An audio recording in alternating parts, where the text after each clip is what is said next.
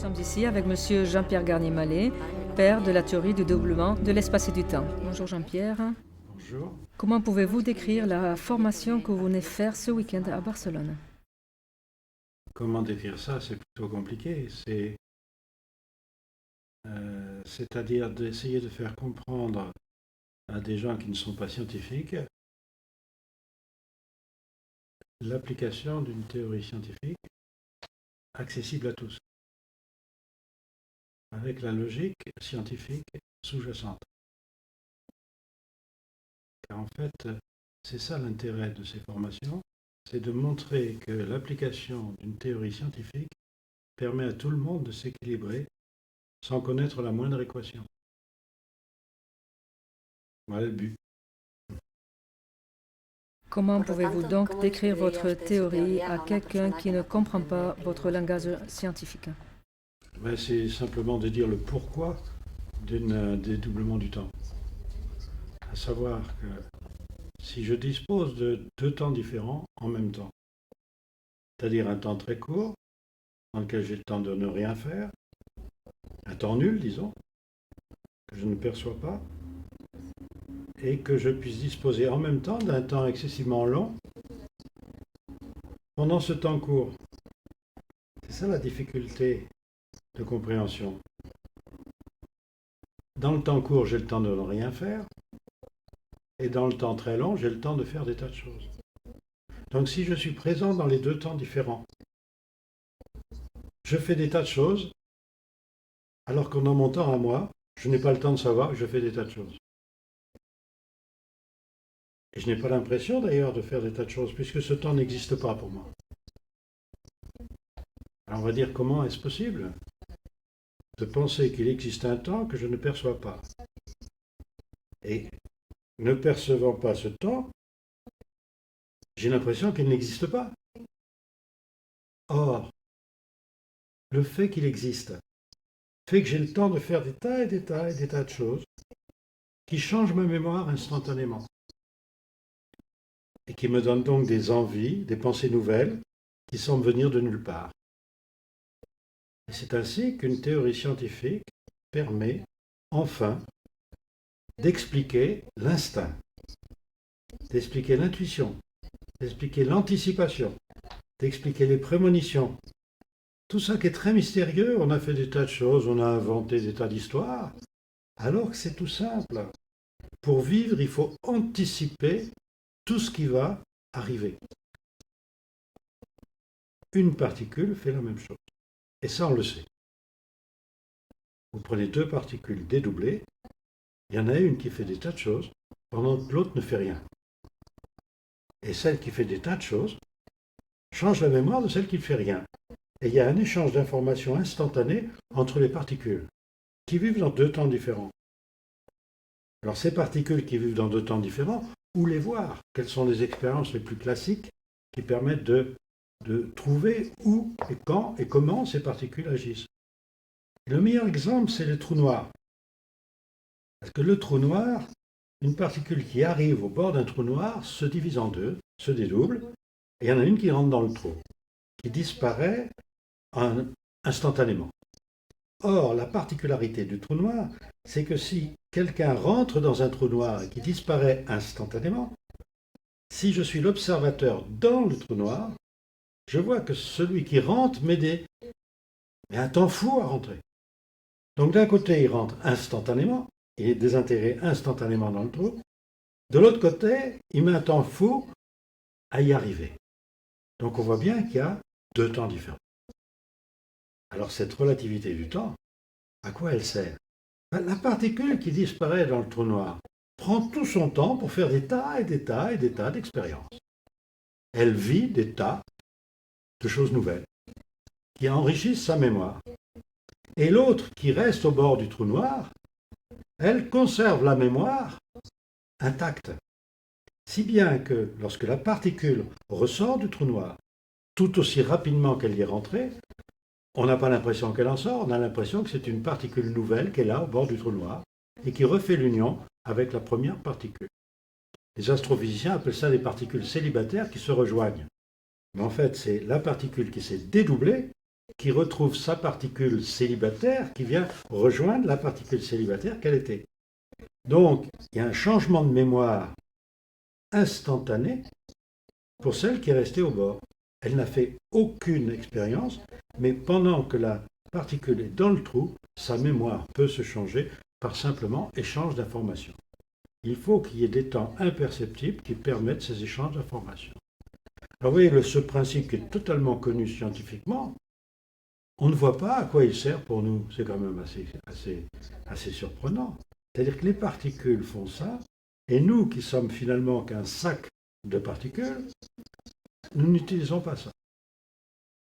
Alors, pourquoi? Pourquoi on serait différent? Et c'est là où il faut bien voir la chose suivante, c'est que on nous a trop habitués à dire que nous étions au service de la science. C'est-à-dire que nous, on découvre des choses, la science, c'est quelque chose qu'on essaye de comprendre, ce n'est pas vrai du tout. Nous sommes la science. Tout est à notre service. Absolument toutes les lois sont à notre service. Ce n'est pas l'inverse. Alors on nous a fait croire que nous étions au service de la science. Alors non, il faut utiliser cela. Et l'utiliser comment? Évidemment pas en faisant des équations. On n'est pas sur Terre pour faire des équations. On est sur Terre pour bien vivre. Alors peut-être qu'il faut chercher pourquoi on est sur Terre. C'est ça peut-être le plus important. Ben ça, évidemment, la théorie du dédoublement vous permet de comprendre pourquoi vous êtes sur Terre. Tout simplement. C'est pour ça qu'il faut se méfier de ceux qui parlent trop vite de la théorie du dédoublement en disant que c'est une technique. C'est absolument pas une technique. C'est un principe vital. Alors en faire une technique, c'est amoindrir tout ça et puis entraîner les gens dans des erreurs monumentales. Il faut donc bien faire comprendre aux gens qu'un principe vital n'a pas besoin de technique. Et que tous ceux qui essayent de trouver des techniques se perdent. Il faut comprendre la logique scientifique d'un principe vital pour pouvoir l'utiliser afin de s'équilibrer. C'est ça le plus important. Voilà, je crois que j'ai répondu à votre question. Nous pourrions donc dire que nous créons notre réalité à travers un futur potentiel déjà vécu par notre double. À la notion de double, c'est encore autre chose. Il est évident que si nous vivons dans des temps différents, on peut appeler ça un double. C'est-à-dire, je suis dans un temps, je suis dans un autre. Le plus simple est de dire en effet que nous avons un double. Mais ces échanges d'informations avec un double, il faut savoir que ce n'est pas quelque chose d'artificiel. C'est quelque chose qui doit être totalement naturel. Les particules dont je vous parlais qui se dédoublent échangent leurs informations, on appelle ça l'intrication. C'est un phénomène absolument constaté scientifiquement. C'est des échanges d'informations. On ne comprend pas bien au niveau des particules le pourquoi, parce qu'on ne connaît pas cette théorie du dédoublement. On ne sait pas quelle est la nécessité d'un dédoublement. La nécessité d'un dédoublement, il faut reprendre la base même de la logique. Si je me pose une question, je veux avoir une réponse. Mais le plus vite possible, évidemment. Et le temps que je cherche la réponse à ma question est un temps perdu pour moi. Alors, l'idée du dédoublement est toute simple. Je vais supprimer ce temps entre la question et la réponse. Je vais avoir la réponse en même temps que la question. Ça me permettrait de me poser d'autres questions. Mais évidemment, il faut imaginer qu'il y a bien quelqu'un qui répond à la question. Donc, je me dédouble. Et dans le temps que je supprime, je mets quelqu'un comme moi qui va répondre à ma question. Ce dédoublement est tout simple. On le comprend. Il y en a un qui prend du temps pour répondre à la question et l'autre qui attend la réponse en même temps que la question. Qui va donc se poser des questions différentes et ces questions différentes vont le faire évoluer rapidement. Mais est-ce suffisant de penser cela? Vous voyez bien qu'il y a quelque chose qui ne va pas. C'est que si on fait ça, eh ben, on peut continuer à le faire indéfiniment.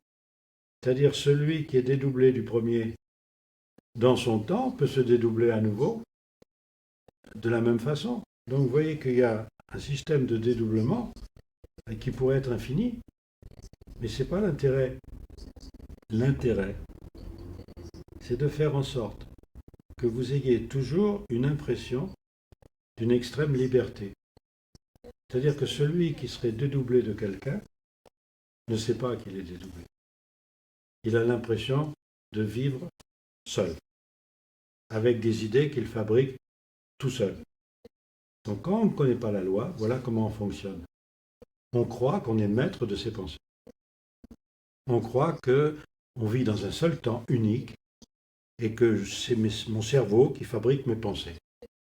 Jamais on pense que mes pensées peuvent être fabriquées dans un autre temps par quelqu'un d'autre. Or, si je me dédouble et que j'ai un double, mes questions sont mes questions. Mon double me pose une question, c'est moi. Mais par ce même mécanisme d'échange d'informations entre un double et moi, je peux recevoir des informations qui ne viennent pas de mon double. Et à ce moment-là, je dépends de quelqu'un que je ne connais pas. Donc vous voyez que ma vie, il faut que je connaisse ce principe-là dans ma vie pour savoir comment ça fonctionne, pour être sûr que je reçois des informations qui sont faites pour moi. Pour être plus simple, vous téléphonez à votre mari qui est parti dans la jungle. Visitez la jungle pendant 10 ans. Imaginez ça. Et vous êtes en relation téléphonique avec lui sans arrêt, pour savoir qu'est-ce qu'il devient, etc., pour l'aider et tout, qui vous aide de son côté. Donc des échanges d'informations utiles pour les deux. Imaginez que quelqu'un prend le téléphone de votre mari et répond à sa place. Et vous dit n'importe quoi. Et vous croyez que c'est lui. Il va vous faire vivre des autres choses que votre mari ne vous aurait pas fait vivre. Et bien c'est pareil avec l'histoire du dédoublement. J'ai un double. Il faut que je l'écoute. C'est moi. C'est moi. J'ai une relation privilégiée avec moi et un moi qui est essentiel. Mais n'importe qui peut utiliser ce mécanisme d'échange d'informations entre moi et moi. Et à ce moment-là, je reçois les informations qui ne sont pas faites pour moi. Comment faire la différence? Eh bien là, il faut connaître la loi scientifique. Comment ça fonctionne? Il ne faut pas inventer des techniques, parce que je vois qu'il y en a tout plein de monde, que ce soit en France ou en Espagne d'ailleurs, qui parlent du dédoublement du temps comme une technique. Il n'y a pas de technique, il faut connaître la loi. Quand vous connaissez la loi scientifique, vous êtes capable d'apprendre aux gens à ne pas faire des erreurs, parce que vous connaissez la science qu'il y a derrière. Mais quand vous voyez des gens qui ignorent tout de la science et qui en font une technique, ils rentrent dans les choses ésotériques, dans des choses qui nous conduisent à des erreurs. Et ils parasitent les gens avec des choses fausses. C'est ça où il faut faire très attention. Parce qu'il y a énormément de gens qui parlent de ça sans rien connaître. Vous ne pouvez pas parler de choses scientifiques en ignorant les bases scientifiques. Donc, il faut se méfier. C'est que cette loi vitale peut être utilisée contre nous-mêmes. Alors, vous disiez dans votre question que je fabrique par ma pensée des futurs potentiels. C'est vrai? Dès que je pense quelque chose, je donne une énergie dans un autre monde, dans un autre temps, où se fabriquent les conséquences de mes pensées. Et ces conséquences de mes pensées, j'en prends la synthèse en réponse. Ce qui fait que ma perte d'énergie au niveau de la demande, c'est-à-dire de ma pensée, correspond à un gain d'énergie de ce que je vais recevoir de ce potentiel. Tout ça dans un temps nul. C'est merveilleux. Je ne sais pas que j'ai fait ça. Et d'un autre côté, au niveau scientifique, il y a un équilibre d'énergie qui est lié au principe d'Heisenberg. Un temps nul, énergie infinie. Donc je bénéficie toujours d'une énergie infinie dans un temps nul. Donc j'ai eu cette possibilité. La seule chose qui est, comment je fais pour changer de perception du temps. Voilà. Donc là, il y a aussi des lois scientifiques derrière qu'il faut connaître. Ça ne s'improvise pas. Et c'est le but justement de ce que j'essaye d'enseigner aux gens, non pas en les abreuvant de choses scientifiques qui ne servent à rien, parce que dans la vie courante, bon, mais que derrière chaque chose qui est dite, il y a une théorie scientifique qu'il ne faut pas dévier. C'est-à-dire qu'il faut absolument rester dans la logique de cette théorie scientifique. Les Grecs, autrefois, connaissaient cela. J'ai pu montrer que l'alphabet grec correspondait exactement à la façon de compter par accélération du mouvement de dédoublement de 1 à 10, de 10 à 100. Et j'ai même retrouvé 3 lettres perdues de l'alphabet grec par le mouvement de dédoublement, car il me fallait 27 points de passage obligé pour les particules qui dessinaient les lettres grecques. Or, il n'y en a plus que 24 lettres grecques. J'ai donc retrouvé les 3 lettres manquantes, puisqu'il m'en fallait 27. Donc ma joie était grande de retrouver ça, et de voir que le grec était donc à la base d'une pédagogie concernant le dédoublement du temps, et que les mots étaient fabriqués en fonction du dédoublement du temps. J'ai même retrouvé le mot onomaturge, qui veut dire fabricant de mots. Il y avait une profession fabricant de mots en fonction de ce dédoublement. Donc, les Grecs savaient une chose, c'est que la loi était la logique, le logos. Tout ce qui était illogique ne rentrait pas dans la loi. Si quelqu'un trouvait quelque chose d'illogique, pour tout le monde, c'était hors la loi. Ça supprime tous les postulats, tous les dogmes. Si j'ai un dogme ou un postulat que je trouve illogique, je dois considérer qu'il est hors la loi. Ça va loin, hein? Et les Grecs avaient inventé pour cela une école, dite l'école des sophistes, c'est-à-dire que le sophisme en grec, c'est vous essayer de vous montrer que même ce qui est logique peut être illogique. Et que si vous avez une conclusion illogique par un raisonnement logique, vous devez supprimer ce raisonnement. Il y a le fameux sophiste que tout le monde connaît. Un cheval bon marché, c'est rare. Tout ce qui est rare est cher. Donc un cheval bon marché est cher. Tout le monde sait, c'est complètement illogique. Maintenant, pour détruire ce raisonnement, difficile, il est parfaitement logique. Donc on voit bien que par des raisonnements logiques, on peut aboutir à quelque chose de totalement illogique. Eh bien, je dois refuser le raisonnement parce que la conclusion est illogique. De même, si le raisonnement est illogique et que la conclusion est logique, je dois le refuser. Et si moi je considère que c'est logique et que vous considérez que c'est illogique, je dois refuser. Mon raisonnement ne vous a pas convaincu, il est illogique pour vous, donc il doit être illogique pour moi. Je dois essayer de comprendre pourquoi votre illogisme à vous ne correspond pas à ma logique à moi. Et vous voyez que tout ça, qui était connu bien avant Jésus-Christ, est complètement oublié. Maintenant, on impose des choses illogiques. On a inventé des tas de dogmes et de postulats illogiques. Et on veut nous dire, c'est logique. Même notre société actuelle vit dans l'illogisme complet. La crise dont on parle mondiale, ce n'est pas une crise.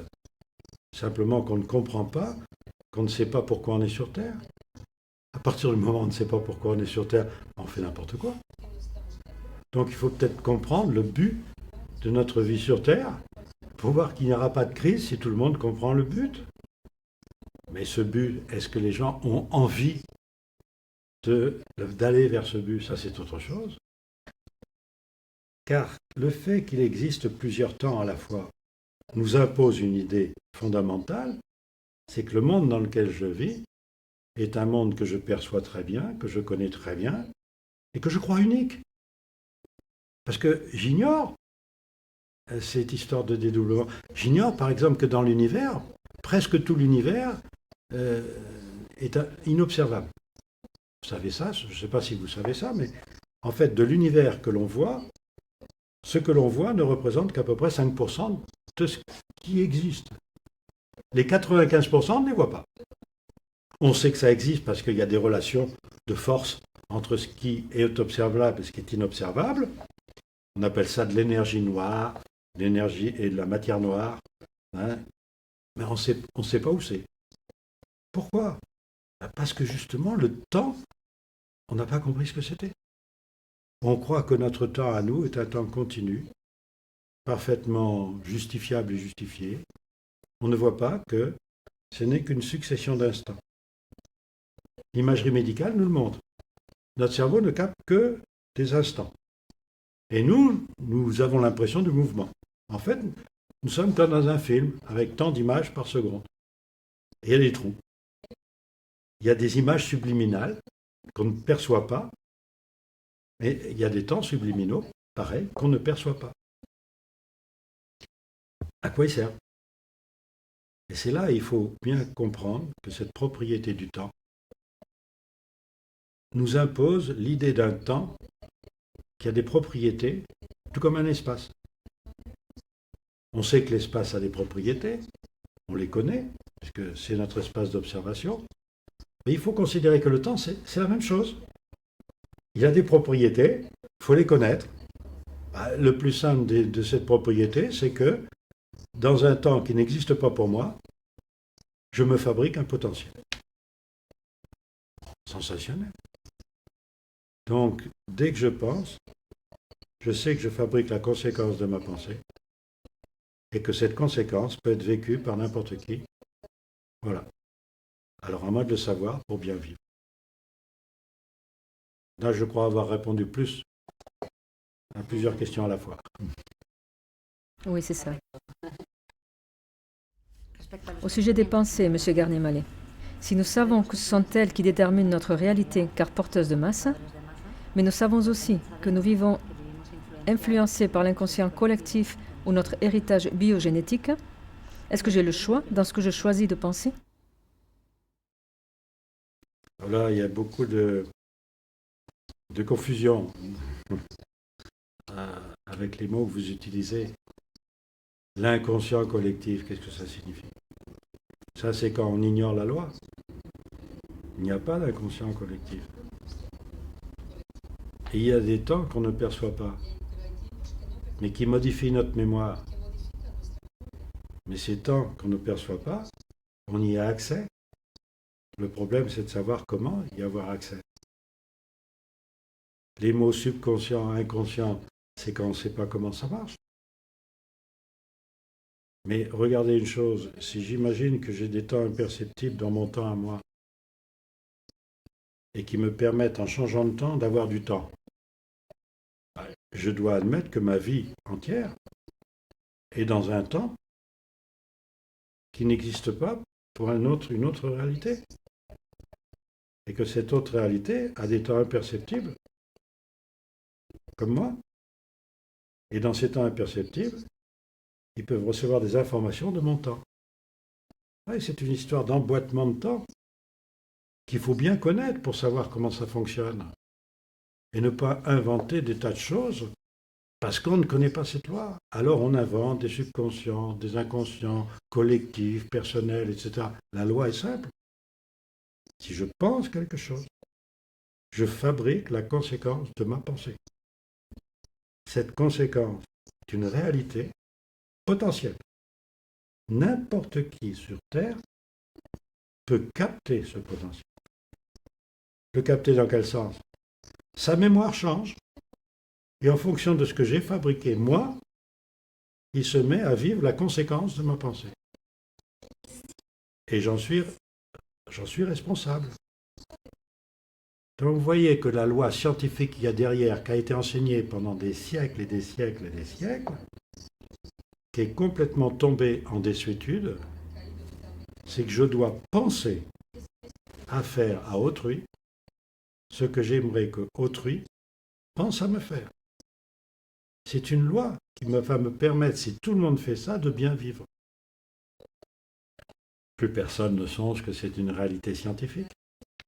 On a transformé cette loi toute simple, qui, je vous le répète, est parfaitement scientifique, à une loi idiote. Ne fais pas à autrui ce que tu ne voudrais pas qu'il te fasse. Si vous faites quelque chose à autrui, c'est déjà que vous actualisez un potentiel qui a été fabriqué.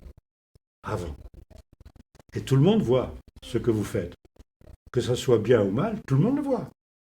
Donc on vous imite ou on ne vous imite pas, mais on sait que c'est bien ou que c'est pas bien.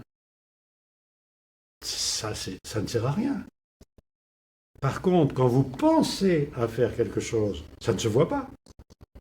Mais vous fabriquez le potentiel correspondant, qui est dans la mémoire de tout le monde, qui peut modifier la mémoire de toute l'humanité. Une simple pensée peut modifier l'humanité. Alors vous vous rendez compte qu'il faut quand même le savoir, ça. Surtout que personne ne le dit d'une façon nette et claire, logique. Il faut la logique.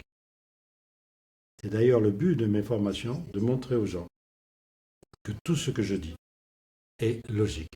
Les gens qui viennent, ils ont fait des recherches dans tous les domaines. Il y en a même qui n'ont pas fait de recherche du tout. Il faut que quand ils sont réunis là, tout ce qu'ils entendent leur paraisse logique. Et j'arrive à ça. Vous parlez de l'état de bienveillance. Qu'est-ce que ça veut dire? Je viens de vous dire que la loi scientifique qui est dégagée de tout cela était de penser à faire aux autres ce qu'on aimerait que les autres pensent à nous. On peut appeler ça de la bienveillance. Je contrôle la bienveillance de ma pensée. Pourquoi utiliser le mot bienveillance? Parce que les gens sont plutôt enclins à parler d'amour, d'affection, d'amitié. Ce n'est pas une énergie. L'énergie, c'est le contrôle de la pensée. Donc le mot bienveillance va avec cela. Il faut voir une chose. Je le vois dans mes formations, où il y a énormément de psys qui viennent pour comprendre justement cet inconscient, ce subconscient, dont ils ont très bien cerné certaines conséquences. C'est formidable d'avancer avec des gens qui ont déjà cette connaissance de l'esprit et qui vont mettre une loi derrière stricte, rigoureuse, qui va permettre une avancée de l'humanité d'une façon sensationnelle. Car il faut évidemment travailler avec des gens compétents, qui vont beaucoup plus loin du fait de leur connaissance première. Ils mettent simplement un carcan logique sur quelque chose qui n'était pas logique. Ils avaient de l'intuition sans trop savoir pourquoi ni comment. C'est pour ça, ce que j'ai dit tout à l'heure, subconscient, inconscient, ce sont des mots qui cachent l'absence de loi. Mais quand vous avez le dédoublement du temps, là, il n'y a plus d'inconscient ou de subconscient. Il y a des temps perceptibles et il y a des temps imperceptibles. Dans mon temps perceptible, j'ai l'impression d'avoir des pensées conscientes, mais dans les temps imperceptibles, j'ai les mêmes pensées, mais je ne les perçois pas. Je n'ai pas le temps de les percevoir. Mais par dédoublement, je les perçois. Vous voyez que c'est là où justement l'intérêt de connaître la loi et d'y associer les connaissances en psychologie, en psychanalyse ou autres sont très importantes. Parce qu'on trouve la logique. Voilà, la logique, la simple logique. Alors le mot bienveillant, tout le monde comprend qu'en espagnol, tout comme en français, veiller à être bien. C'est-à-dire je sais que ma pensée, si quelqu'un peut lire dans ma tête, à supposer que ma tête fabrique les pensées, ce qui n'est pas le cas, tout le monde voit que ce que je pense, ça va. Donc je peux dire que je suis bienveillant. Mais ce n'est pas un état, c'est un contrôle de ma pensée. Je ne suis pas naturellement bienveillant, ça ne veut strictement rien dire. Je pense à quelqu'un, par exemple à vous, et je me dis, c'est lisé dans ma pensée, est-ce que vous trouveriez que ça va? Vous êtes contente de mes pensées? Si moi je peux me dire oui, je pense qu'elle est contente de ce que je pense, alors je suis bienveillant. C'est-à-dire que tout ce que je pense fabrique dans le futur quelque chose que vous pouvez ramasser pour vivre. Je sème quelque chose dans le futur, vous récoltez. Alors il faut faire attention. En français, il y a un proverbe qui dit « Qui sème le vent récolte la tempête ». Donc, essayons de semer du calme, la tranquillité, la paix. Et à ce moment-là, on va récolter le calme, la tranquillité, la paix. Vous voyez que penser à faire à autrui ce qu'on aimerait qu'autrui pense à nous faire, c'est vraiment une loi scientifique. Et je crois qu'on peut conclure avec ça, parce que c'est le plus important, vraiment le plus important. Et regardez tous ces scientifiques qui nous ont parlé de ça au cours des siècles. Le premier à parler de ça, il s'appelle Pythagore, quelqu'un de très connu. Le second, il s'appelle Bouddha, à peu près à la même époque, un siècle et demi après. Puis vous avez Jésus, il y a 2000 ans. Puis vous avez Mahomet, 7 siècles après.